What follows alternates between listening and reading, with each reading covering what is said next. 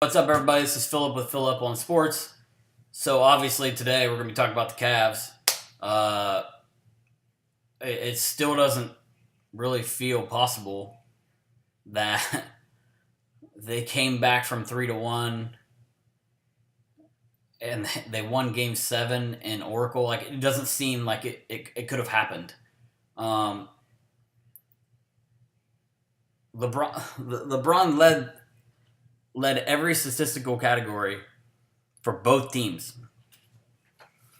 Like, he literally put the team on his back last year.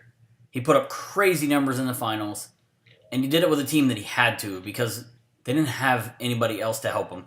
Kyrie was out, Kevin Love was out, and so they come back in this finals. They go down 2-0, and really nobody played very well in those first two games. And sure, we felt awful because we got blown out in two straight games. And so all those feelings are creeping in your head like, there's just no way. This team, the Warriors are just better. And they were. They were absolutely better. And then the Cavs go home and they blow them out in game 3. And it gave you that little bit of hope, like, all right, well, maybe we can just hold home court and then try to steal one in Oracle. And then game 4 happens, and they lose, and you're down 3-1. You got to go back to Oracle, but Draymond gets suspended. And so again, you have this little bit of hope that it can happen as the door opens behind me and closes for my daughter. So Draymond gets suspended. The Cavs go to Oracle. They play fantastic. They rule the boards. LeBron goes for 41. And Kyrie plays amazing. And you're just like, all right, now we get to go home. We get game 6 at home. But in the back of my mind, I'm like, game 6 at home. Just like last year. And I have that fear that the Golden State Warriors are about to do the same thing that they did the year before. That stupid champagne all over the Cavs visiting locker room. And it just felt like, you were just hoping that it wasn't going to happen. But the Cavs win game 6. LeBron again plays incredible. And now you have game 7 at Golden State. And I think most people picked Golden State in 7. Like, most of the experts picked Golden State in 7 before the series even started. And then I really believe game 5, just like Steve Kerr said, it changed the series. Draymond being out changed the series. And I don't think it's bad as a Cleveland fan to say, if Green plays in game 5, there's a really, really, really high chance that Golden State wins that series 4-1. But he wasn't, because he's an idiot and he can't keep his emotions in check. So he's suspended. And so we go to game 7, and it just felt like all day yesterday. Like, as a Cleveland fan, I'm very pessimistic. There's no way to be optimistic. It doesn't work that way. We're optimistic during the NFL draft. That's when we're optimistic. By the time training camp rolls around, or rolls through, I guess, once training camp's over, in football, we pretty much know, like, okay, we're going to suck. Like, we just pretty much know almost all the time. And we try to be optimistic. Like, we try so hard. But something bad always happens, and it just crushes us. So it was really weird yesterday, and I texted people this. I said it on Twitter that I was, like, awkwardly confident. Like, it just felt like the Cavs had got it from 3-1 to 3-3 and only had to win one game, and they had LeBron James. And it just felt right. Like, for once, I actually had this crazy optimism. Like, this is going to happen, isn't it? And as I was watching like Sports Center throughout the day, and I tried not to watch too much of it because I was so anxious. And like I felt sick all day. My stomach was turning. My hands were like tingling. Like I just felt weird all day because I was so anxious for the chance that we could celebrate a championship. But when I would watch, it seemed like people were slowly pushing themselves over to Cleveland's going to win this game. And then we get about 3 hours from game time. People start posting pictures from Cleveland. And it's a madhouse. I mean, a complete madhouse downtown. 3 hours before game time, 2 hours before game time. Within an hour of game time, there's nowhere you can be in downtown Cleveland. It is crazy packed. And by halftime, the State Highway Patrol, the Cleveland Police, they shut down the entrances to the city. Because there were so many people downtown, they couldn't let any more people down. Like, the moment for Cleveland as a whole, like, it's not just the Cleveland Cavaliers, it's Cleveland. It's Northeast Ohio. Like, people don't understand unless you're from there. The drive, the fumble, the shot, the lake catching on fire or the river catching on fire. All these things that just built up. And the Cavs have one half. They're down 7 at halftime. The game gets to 8. And superstitious as I am, I get up off my couch and I move to the other side of the couch. And me and my buddy Jason, I'm giving you a shout out here. We do this all the time during Buckeyes games. Like if when we sit down and watch a game, if they're playing well, we don't move. Like we don't get up, that kind of thing. We stay where we're at. But if something bad happens, we switch places or we sit somewhere else. So I switch places. We're down 8. Boom, the game is tied. I mean, we tied it so fast. And we get close to the fourth quarter, and I have to pee so bad. But there was absolutely no way I was getting up out of my seat. And there were other people who said they did the same thing. Like, buddies of mine that texted me, like, I did the same thing. Like, I wasn't getting up. And we get down to those final 4 minutes. And I'll just be honest, I hated the Cavs offense last night. I absolutely hated it. It was terrible. I mean, it was all one-on-one. And it wasn't aggressive for most of the game. They had these spots where they were really aggressive. And it was so easy to score. But they weren't aggressive the whole time. I don't know why. I don't know if because it was Game 7, and they know how powerful Golden State is, if they didn't want to make things too fast and give them a chance to go on their runs. I don't know. But I didn't like the offense. I don't like LeBron just holding the ball out top for 22 seconds and then taking a shot. Like, I just don't like it. It worked last night. Like, so, I'm the idiot. But I don't like it. But you get down to this final 4 minutes. The game's tied. And I just keep thinking, like, man, if we get a stop and get a score, like, we really put pressure on them. But we couldn't score, and they couldn't either. I mean, they missed their last 9 shots, just like they did in Game 5 at Oracle. And, Kyrie, they have the play where they turn the ball over, and Steph has it. They're running down the court, and when they're at about the 3-point line, LeBron's at about midcourt. And he comes in a little bit further. He makes the bounce pass to Iguodala. And I don't remember who the other defender was. I don't know if it was J.R. Smith. Somebody was there and kind of made Iguodala, instead of just being to go up for a layup, he had to actually come down a little bit and pump fake and go back up. And it was just enough to let LeBron come in, get one of his chase down blocks. And I'll be honest, when I first saw it, I could not believe that they didn't call goaltending. Because it was so close live that I was like, oh man, this is going to be bad. Like, it's going to be goaltending. They're not going to call it. And then it's going to be what everybody talks about. And then they show that replay and it wasn't goaltending. He somehow got it before it hit the glass.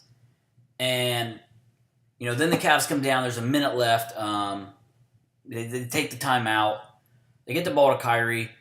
And what's crazy about this Kyrie shot is, if you're a Cavs fan, you knew what Kyrie was about to do. You saw it versus Portland. You've seen that shot before, where he takes the ball, he goes to the right side of the floor, and he just slowly gets his man where he wants him. And they got the screen. Like, JR switched so that Thompson wasn't on him, and he got Curry on him. And the Cavs did this the last 3 games incredibly well. They got Curry wherever they wanted him on defense because they know he's a terrible defender. And people have said this all year, while other people are saying, no, Curry's a great defender. Look at all the steals he has. He gets steals because he guards the other team's worst player, and he gets to gamble because he can. One-on-one, Curry is a really, really bad defender. I mean, he makes Kyrie look like a really good defender, and Kyrie's not that good of a defender. But anyway, so he takes him over to the right-hand side after the screen. He gets Curry. He's got him one-on-one, and he just does what Kyrie does. Kyrie is able to take a step towards you and give himself a little bit of space, and that's all he needs because he's taken that shot so many times. It's rhythm for him. He knows how that shot needs to go, and he drilled it. I mean, I couldn't believe he made. I could believe he made the shot because, like I just said, he's made that shot before, but he just hit the biggest shot in Cleveland sports history. And then, they go down the other end, and this is what's not going to get talked about enough. What Kevin Love did on defense on Steph Curry, who got switched on, in that 20 seconds was incredible. He didn't let him get away. He didn't let him get off a good shot. He took a terrible shot, which they take all the time, but they make so many of them that when Steph shoots it, it's not that bad of a shot. But he gets him to take the shot. He misses it. And Kyrie goes running down the other end. And I'm like, what is he doing? Like, he's trying to score. What is he doing? And he throws the ball out. I thought he was going to turn it over. And, then they get to play with LeBron. Kyrie goes in. And that's a play we see Delly do with LeBron a lot, but not really Kyrie, where he kind of drove in and LeBron came through the lane. He got it. He gets fouled.